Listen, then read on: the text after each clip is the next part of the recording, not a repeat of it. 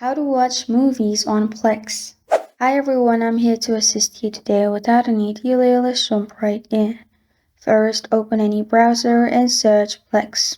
Click on Plex in here. After you click on Plex in here, you will find this kind of screen pop up.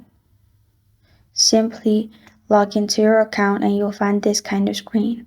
At the top, click on Free Movies and TV. You'll find different categories. Select the category you prefer. After that, in here, you'll find different movies and shows. Select the you want to watch. In here, you'll find Watch Free option. Click on it and you will be able to watch the movie. You can also click on the search bar at the top and search for the movie or any show you want to watch. If you find your show, simply click on it. Also, some shows are not available and you will find option Add to Watch List.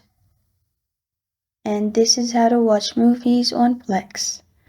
Thank you for joining me today. If this video helps you out, please leave a like and subscribe for more. Got a question or want to suggest a topic? Comment below. Thank you for watching.